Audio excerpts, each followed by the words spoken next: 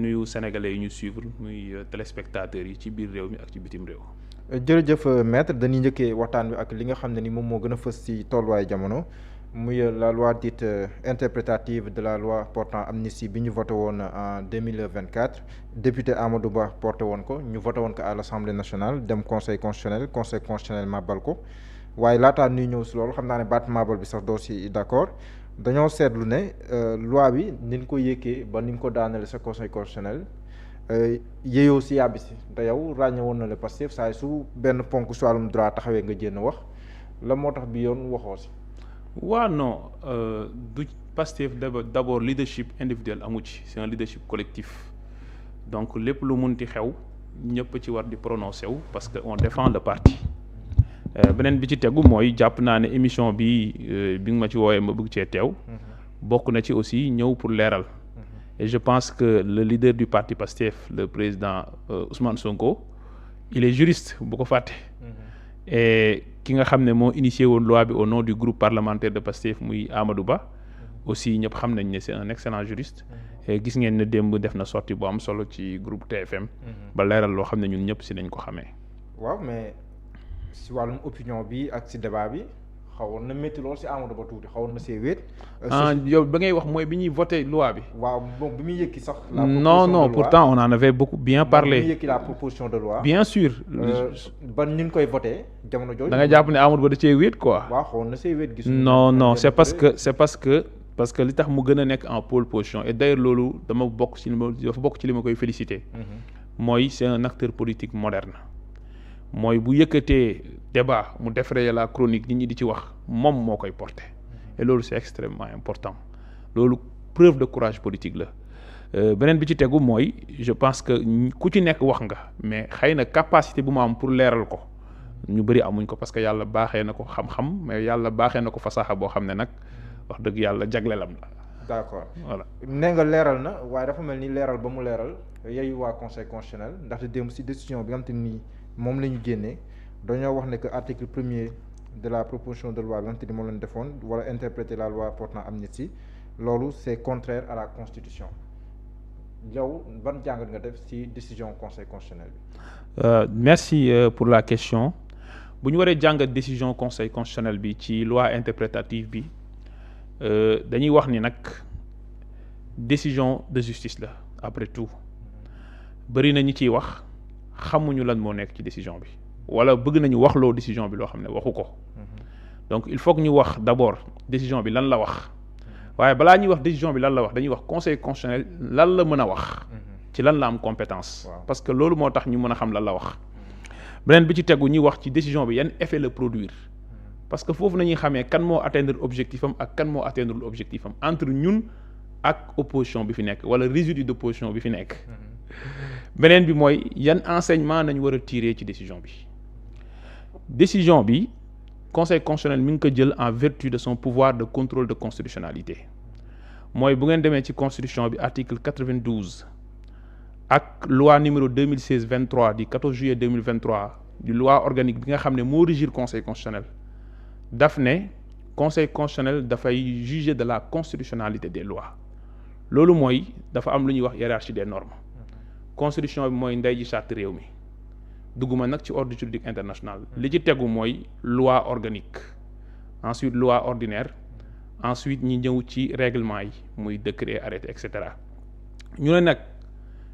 bépp loi bu ñuy voté wala bu ñu voté ba pare conseil constitutionnel mën na xool est-ce que loi bi méngoo na constitution bi parce que loi bi dafa war a topp constitution bi nga xam ne mooy édicter principe yi ak esprit bi ci loolu nag conseil constitutionnel buy def contrôle bi daf koy def selon deux modalités première modalité mooy le contrôle par voie d'action mooy bi nga xam ne moo am nii deuxième mooy le contrôle par voie d'exception contrôle par voie d'exception mooy ñu lay topp nga ñëw ba ci kanamu cour d'appel wala cour suprême parce que foofu nga ko mën a soulever nga ni li ngeen may toppee de naam loi bu am la waaye c'est contraire à la constitution mooy lu ñuy wax l'exception d'inconstitutionnalité boo koy soulever ñu déférer mbir mi parce que juridiction bi ñu ko soulever moom mënul def contrôle bi dafay def sursis à statuer daal di saisir le conseil constitutionnel prononcé wu bu ngeen xoolee affaire diffamation bi ñu doon toppee le président Ousmane Sonko bi ñu demee cour suprême avocat mi saisiré woon nañ conseil constitutionnel donc loolu mooy le contrôle par voie d'exception le contrôle par voie d'action nag mooy bu ñu voté loi assemblée nationale 1/10 des députés du ñoom kese mais 1/10 des députés mën nañu saisir conseil constitutionnel pour ne loi bii de méngoowul ak constitution bi loolu la opposition bi def kon bu conseil constitutionnel di prononcé wu lan la conseil constitutionnel mën a wax loi bi est-ce que méngoo na constitution wala méngoowul ak constitution bi pourquoi ma tàmbali par cette considération préliminaire c'est pour wax ne ñi doon wax naan loi bi warul jàll wala mënta jàll parce que dañuy opposer citoyens yi ak FDS yi politiciens yi yéen daal da ngeen di ragg seen bopp waaye FDS yi ngeen bëgg a jébaane wala ñi doon wax ni ñi doon taal ñooñu dañ leen bëgg a setal ak ñi nga xam ne dañ leen di jiiñ rey ñu topp leen di jéem a méngale destruction de biens ak perte en vies humaines loolu nag lu garaaw la parce que nag waaw loolu moo tax voilà loolu mënu doon jàll parce que en fait conseil constitutionnel li muy xool mooy loi baa ngi nii constitution bi est-ce que am na ci principe yi mu teg lu méngoowul ak loi bi loolu il faut que ñu wax ne loolu moo doon li conseil constitutionnel doon def alors boo jëlee décision bi comme toute décision de justice partie bi nga xam ne juge bi moo ciy wax parce que greffier bi mooy def les qualités partie bi nga xam ne juge bi moo ciy wax ñaari wàll la motif bi ak dispositif bi motif bi mooy juge bi ci lan la wékku ba jël décision am dispositif mooy lan la décider décision bi ñu jël ñun ñëpp gis nañ ko mooy dispositif bi mooy ne article premier bu loi organique bu loi interprétative bi muy alinéa bu njëkk bi muy alinéa ñaareelu alinéa bi ñaar yëpp dafa jàpp ne méngawul ak constitution bi ñu ne conseil constitutionnel foo ko teg mu ne ñaar bi si jiitu mooy loi interprétative bii man conseil constitutionnel dama jàpp ni booy interpréter da ngay interpréter lu leerul te loi bu njëkk ba leeroon na dès lors que leeroon na kon lii interpréter wu loi bu bees laa ko jàppee comme loi bu bees la nag te dafay fexe ba extraire ci li ñuy tuddee manifestation politique ak motivation politique lépp loo xamante ne amul lien ak exercice d'une liberté publique ak d'un droit fondamental kon man conseil constitutionnel dama jàpp ne lii loi pénale bu gën a sévère la te loi pénale bu gën a sévère warut a rétroagir kon dama jàpp ne lii dafay violer benn principe constitution foofu laay ñëwee dafay violer benn principe constitution ñu ne ko ban principe la mu ne article 9 daf ni mënuñu condamner kenn lu dul ne c'est en vertu d'une loi boo xam ne dañ ko voté avant ñu lay topp ci kanamu yoon loolu mooy benn ñaareel bi mu ni man conseil constitutionnel dama jàpp ne loi bi méngoowul ak constitution bi ñu ne ko lu tax mu ni loi bi de soxlawul woon ñuy koy dugal di interpréter parce que bokk na si lu tax ñuy interpréter notamment alinéa 2 bi dañu bëgg a leeral ne bokkuñu ci amnistie bi li nga xam ne mooy les crimes de droit international crime de droit international yi mooy yan mooy meurtre mooy assassinat mooy crime de torture mooy acte de barbarie mooy acte cruel mooy traitement inhumain cruel et dégradant alors bi ñu waxee loolu conseil constitutionnel ne lii jaru ko parce que constitution bu Sénégal si préambule tout ce qui est engagement international da ko ratifié yi notamment instrument wu organisation des Nations Unies ak bu charte africaine des droits de l'homme te instruments yi boo demee dafa ne faits yi de ce sont des faits imprescriptibles maanaam nit mënul fexe ba ne defoon naa ko 10 ans weesu na kenn mënatu mu ci topp waaw dootul jaas wala nga ne amnistie nañ ko et dès lors soxlawuñu kon di indi loi d'amnistie kon lii la conseil constitutionnel wax daal di ne kon jàpp naa ni loi interprétative bi kon soxlawul woon ñu koy def kon jàpp naa ni loi bii de méngoowul ak constitution bi waaye waxul loi bi yëpp de article premier bi kon les victimes et les tiers mën nañu saisir justice pour réparation intégrale dégg nañ bu baax ci loolu laay waxee ne nag kon lan mooy effet yi lan la effet yi ñaar rek la bi ci jiitu mooy ñi nga xam ne amuñu woon benn pouvoir de maintien d'ordre public ils ne sont pas investis de la mission de maintien d'ordre public ñi gis leen ñu wàcc soluñu tenue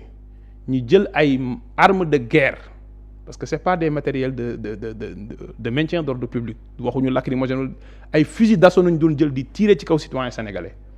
ñi nga xam ne dañ doon jàpp ay jeunes manifestants yu doon exprimer seen droit constitutionnel ne d'accorduma ci Ousmane Sonko bi ñu bëggoon tëj d'accorduma ci Ousmane Sonko bi ñu bëgg a tere Macky Sall bi ñu jàpp ne dafa bëgg a def 3e mandat d'accorduma ci ñi leen doon téye di leen torturer ci ay lieux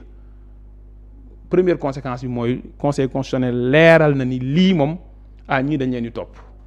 maanaam kenn mënul fexe ba ñii duñ leen topp kon loolu mooy premier effet mooy ñun loolu lañ doon wax di ñun bi ñuy wax ne dañuy interpréter loi d'amnistie dañu bëggoon ñi fi def jéey yi fi amoon ñu mun leen topp parce que dafa rey 80 sénégalais parce que dafa jël ay nit def si ñoom ay services yoo xam ne ñu ci am na si ñoo xam dañoo jaaree paralysé ñun loolu moo ñu intéressé woon muy première chose. deuxième effet bi mooy ñi doon jël manifestants yi di leen méngale ak ñi rey nit naan nañ abrogé yéen ñëpp ngeen dem wuy jiwaat ci kanamu yoon bëgg président Ousmane Sonko demaat kaso président Bassirou Diomaye Faye bi nga xam ne dafa bind ci page Facebook am rek demaat kaso Ibrahima Gueye nay leer bi doon gunge Sonko demaat kaso Waly Diouf Bodian bi doon gérer sécurité Sonko ñu def ko bracelet électronique mu delluwaat ñu defaat ko bracelet électronique El Malick Ndiaye delluwaat ñu defaat ko bracelet électronique ngañ dem tam ñu wooluwaat ko mu war a dem exilé waat wala mu dem wuy jiwaat ñu koy garda ñu koy def placé sous mandat de dépôt justice bi di yëngatu ñooñu ñëpp nañ delluwaat dans les juridictions Fadilou Keita na wuy jiwaat Mohamed Gueye na wuy jiwaat ñi bëggoon loolu loi bi nee na décision conseil constitutionnel nee na loolu dellu kenn mënu see dellu ginnaaw beneen bi mooy buñ ci waroon dellu ginnaaw loi pénale bu gën a sévère lay doon te loolu day violer constitution bi. D'accord waaw kon kay ñun atteindre na suñu objectif la atteindre suñu objectif kon parti Pastef foofu laay ñëw parti Pastef atteindre na objectif am léegi nag ñan bëggoon seen proposition de loi bi nga xamante ni moom ngeen defoon dite interprétative mën nga nangu ne que c'est un revers parce que assemblée déggal conseil constitutionnel daf koo màbbal. xam nga revers bu ñu nekkee ci état de droit justice prononcé wu mënuma ko tuddee revers pour ñun ndam la parce que c'est une marque de rupture beneen bi mooy xam nga lu tax ma ne ndam la. non seulement suñu objectif atteindre nañ ko mais xam nga la moo tax ma ne la ndam la mooy dafa clarifier lu jëm ci lii di nga ma poser benn question Amadou Ba ni mu brillant wee ak groupe parlementaire Pastef mu bëree ay kàngam quand même te Pastef nekk parti bu organisé wu nan nañ mënee malgré lii yëpp ñu xam ne parce que Amadou Ba doon na ko wax fépp ne lii c'est des crimes imprescriptibles ci plateau yi mu doon def da ko doon wax na ko ci kanamu assemblée la moo tax malgré tout mu ne woon déedéet nañ ko dugal pour leeral xam lu tax mu def ko parce que ci loi Ezzan dafa am jurisprudence Ezzan en 2005 dafa am ñu saisiroon conseil constitutionnel ne loi bi nañ ko loi bi dafay amnistier yenn crimes yi. mu ne amnistie amul limite mais dès lors que conseil constitutionnel waxoon na loolu lan moo ñu leer ne amul woon Cheikh Wade ay waajuram bu ñu saisiroon justice ñëpp pour ne nañu leeral ñi nga xam ne ñoo rey seen doom te ñi gis nañ ne am nañu visé tiré lan moo ñu mën a firndeel ne bu ñu demoon justice donné amnistier nañ lépp et on a amnistié de plein droit tous les faits qu'ils soient criminels ou délictuels conseil constitutionnel lii mu def ces décisions imposent à tous les pouvoirs publics et à toutes les autorités administratives et judiciaires donc bàyyi ma pare li ma bëgg a wax mooy ça a clarifié le jeu ma teg ci leneen ne opposition bi ñaari catégorie nañ ci ñi nga xam ne d'accord uñu woon ci loi interprétative bi première catégorie bi mooy waa Benno Bokk Yaakaar ñoom ñoo dugal loi d'amnistie bi pour couvrir crime yi ñu defoon ñooñu crime yi ñu defoon léegi conseil constitutionnel nee na kenn mënu leen ci setal kenn mënul fexe ba mu prescrire kon ñooñu atteindre ñu seen objectif c'est clair et net et la preuve boo demee ci considérant 26 xam nga conseil constitutionnel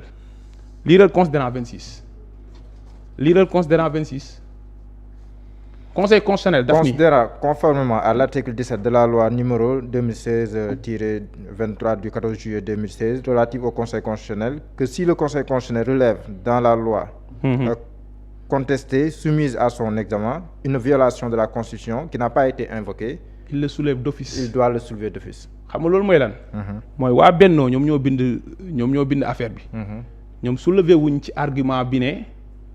crimes yi c'est des crimes imprescriptibles donc suñu loi bi sax mënu ko couvrir parce que xam nañ ne bis bu ci conseil constitutionnel fondé woo après ñoom dañ leen di topp moo tax ñoom yeneen motif nañ argué conseil constitutionnel daal di ne déedéet man sama loi organique article 17 nee na ma man mën naa soulever d'office lépp loo xam ne dama jàpp ne moyen la buy wane ne loi bi dafa méngoowul ak constitution bi. léegi li nga mën a reprocher waa Benno bàyyi ma pare reproché wu ma ko waa Benno dama lay expliquer tactiquement techniquement parce que am na beneen tactique aussi boo fàtte mooy bàyyi ma pare rek li ma bëgg expliquer foofu mooy waa Benno Bokk Yaakaar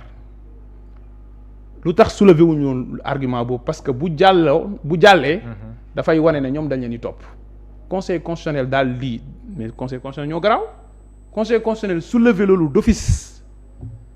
le fait que ñu soulever ko d'office benn conséquence lay jur mooy désormais li ma la wax suñu premier objectif atteindre mais mën nañ leen topp kon ñooñu moom seen objectif atteindre uñ ko léegi moo des beneen catégorie d'opposition ñoom Thierno Alassane Sall ñoom Pape Djibril Fall ay Anta Babacar Ngom ku ne du ci mëlewu mais toutes ces personnes là ñoom li ñu bëggoon mooy ñàkk xam-xam la parce que boo nee nañ abrogation amul effet rétroactif mais ñoom li ñu ci doon wax mooy. mais yow xam nga des exceptions yi non mais maître xam nga tamit il faut tamit ñu doon ay relance yoo xam nga des exceptions yi bokk na si. la loi dama la ne woon ñaari catégorie de position di ma bàyyi yaa ngi si deuxième catégorie mais nee nga bu ne maanaam nañ ko abroger totalement. wax nga fi le principe de la non rétroactivité d'une loi plus sévère. waaye xam nga ne yow si c'est expressément rétroactif loolu dafa bokk si exception yi. pour lan defoo leen lool ngeen lii. c'est expressément rétroactif loolu beneen débat la xam nga luy wax ji yoon bi ñu jëloon mooy yoonu loi interprétative n'est-ce pas. On est tous d'accord. nee nañ ne c'est la loi pénale la plus sévère. kon du rétroagir. loolu la conseil constitutionnel wax. man wax naa ci commentaire ba pare li may wax mooy effet yi. ñi bëggoon mu setal leen ndax ñoom ñoo bëggoon def amnistie pour lewal li ñu def yëpp ci 12 ans. ñooñu nee nañ leen da ngeen dem wuy gis kanamu yoon. on est tous d'accord. waaw kon ñun li ñu jaayoon sénégalais yi. ci élection législative na leen dinañ topp ñi doon def crime yi. ba sénégalais yi voté 54% mais ñu 130 députés.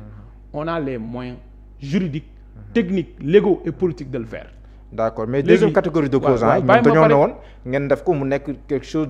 d'expressément rétroactif. comme ça ñu xam ne non waxuñu loolu de loolu dafa am ñu ko ci wax xam nga ñoom loolu moyen la loolu benn yoon la. ñoom liñ biñ bëggee luñ bëgg a wax foofu mooy ñoom dañoo ñëpp dañu doon wax ne. comme yéen ñëpp jéey am na. waaw nañ àttewaat ñëpp. waaw kay. waaw na ñëpp dama uyu ji. ma wax ni nag d'abord loolu c'est très grave. mais yow sa leader moo ko waxoon assemblée nationale. waaw déglu ma wax la ba moo paree ñu commenter loolu. gis nga dama lay wax ni. oui loolu c'est très grave parce que dañuy assimiler ki génn di manifester ak kiy jël balu fetel di tirer ci kaw sénégalais loolu mais Diallo loolu c'est grave mais damay wax ne ñooñu atteindre ñu seen objectif xam nga lu tax parce que ñi nga xam ne dañ doon manifester nee nañ ñooñu amnistie nañ leen ma tegal la ci beneen nag mooy lu président Ousmane Sonko wax dem ci page Facebook am ñun ñee ngi jot seeni ordonnance de non-lieu parce que boo demee ci code de procédure pénale daf ni juróomi yi bu amee dafay éteindre l'action publique maanaam dootuñ mun toppati nit ki ñuy topp bu décédé loi bi ñu lay toppee suñ ko abrogé bu fekkente ne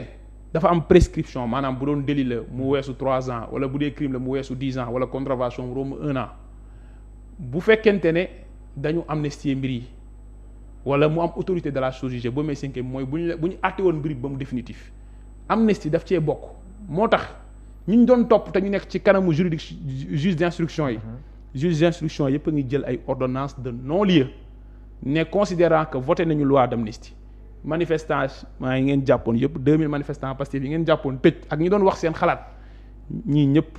am nañ ordonnance de non-lieu ma tegal la ci beneen bu bees. ordonnance de non-lieu bu amee sur l'action publique maanaam topp bi ñuy topp nit ki. kenn moo mën def appel. mooy kan le procureur de la République ci 5 jours la ko mën a def. te 5 jours yu weesu na. te kon mënuñu waaw affaire nañ activer parquet pour parquet def appel. yow kay loolu ngay wax donc ñun essayé ñun suñ ginnaaw ba nag dañ doon exprimer ay liberté amnistie bi ñu def ñoom. tax na ba ñun kenn mootuñu topp. ñoom amnistie bi ñu def dañ leen di topp. d'accord waaw léegi kon ñi bëggoon moom laay opposition bi ñi bëggoon def dos à dos. kon ñooñu wax dëgg yàlla amuñ seen objectif léegi nag ma daaneel foofu ci ne. oui. Diallo kon ñoom bu ñuy yuuxu naan am nañu ndam ñaara am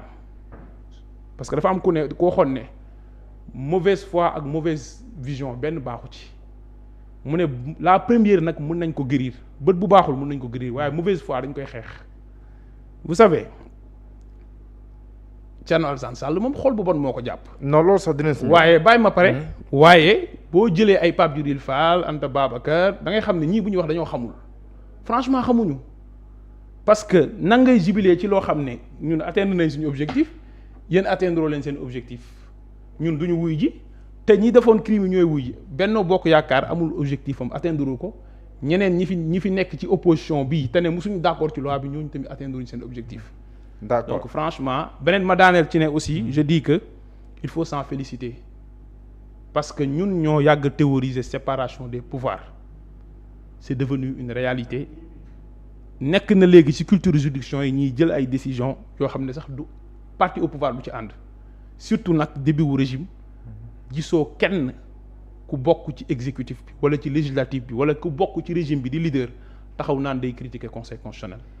loolu nag bokkul ak ñi fi nekkoon nga xam ni président Macky Sall je rappelle que ci affaire élèves maîtres yi jël nañ fi décision de justice lan la waxoon dafa génn fule ko au pied def lu ko neex Mansour Faye bii taw war a wuy ji haute cour de justice lan la fi waxoon of nag su ma wooyee du ma wuy ji un ancien ministre du nom de Moustapha Diop cour des comptes ñëw na pour vérifier ko mu dàq leen traité leen de petit magistrat ñoom ñoo ko bind seen rapport ñun nag dañu respecter justice nguur munoo nga ci état de droit nga nekk ne justice par force daf lay favorable donc kon bu fekkee da nga état d'esprit wu APR mooy ñun am nañ défaite parce que justice méngoowul ak ñun suñu yoon bi ñu jàppoon ne moom nañuy jaar pour topp mbir yi mu nañu non jarul ngeen di def lii mooy li gars yi di wax ci réseaux sociaux yi saf na ba pare jarta sàppali loolu la ñu conseil constitutionnel wax. d'accord léegi loolu pourquoi ñu si mer yow ni nga on est dans un état de droit. mais maître ni nga mënee reprocher leen sa position seen démarche est-ce que yéen mënu leen ko reprocher parce que yéen loi d'amnistie bi ñu ko voté à l'Assemblée nationale attaqué woo leen ko woon et pourtant amoon ngeen ay moyens war koo mën a attaquer au niveau du conseil constitutionnel la moo tax defoo leen ko woon. waaw pour lan ñu koy attaqué te ñu xam ne dañ ñu tëj injustement ki ñu tëjoon yàlla nattu ko ba mu dem xam nga histoire yonente yàlla noox yaa ngi koy fàttaliku gaalam ga. ki ñu tëjoon man toroxal ñu bëggoon ñu toroxal moom la yàlla def ba mu am intérêt ci génne ñu kaso après ñun ñu nañu naan ñun duñ génn kaso ñun wax nañ ne d'accorduñ ci loi bi foofu la ñuy yem loolu moo tax ñu génn battre campagne gagné te bu ñu wax ñoom ñooñu tax parce que ñoom waruñu woon mës a tëj loolu mooy histoire yontu yàlla noox dama koy nettali di defar gaal gi nit ñi daal di ne kii gaalam gi nañ ko saboote waa dëkk ba yëpp ne képp ku soxla dem douche toilette demal ci gaal ga defee ko fa gaal ga dem ba fees dell ay nefere ba mënatu fa accéder yàlla nattu leen épidémie am fa ñoom ñëpp am góom seen yaram yi bu leen épidémie bi dalee benn nit moo doon doxantu ci côté gaal gi faxastalu bi mu laalee yaramam épidémie bi wér ñëpp xam ne gaal gi nefere yi ñu fa def mooy wéral seen épidémie yi nit ñi dem fa ragg ko ba gaal gi set wecc pour wér ndax épidémie boobu loolu moo dal Macky Sall ci loi d'amnistie bi mu voté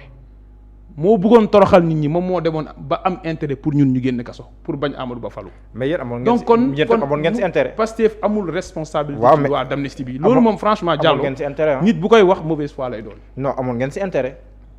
amuñ ci intérêt. moo tax ngeen jël. mais je te donne un exemple précis. attaqué woo leen ko allez je donne un exemple précis.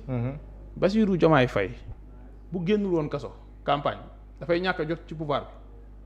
Macky Sall dafa xam ne boobaa lay gën a pire parce que nit day toog kasa gagné ko. raison de plus lan moo tax ñu attaqué woo leen ko pour être logique ak seen démarche jusqu'au bout. xam nga Diallo nag wax dëgg nga xam ne bëggoo leen non seulement bëggoo leen perdre temps suñu émission ci lan moo tax attaqué. mais parce que loolu daf leen rattrapé tey. loi d'amnistie bi effet yi mu doon produire maanaam lewal loo xamante ne ay crimes yu rëy la ñun bi ñu demee ba am les moyens am majorité à l'Assemblée nationale. conformément à notre engagement électoral ci mois de novembre mois d'avril dugal nañ assemblée ba voté plénière. en écrasante majorité pour dindi loolu.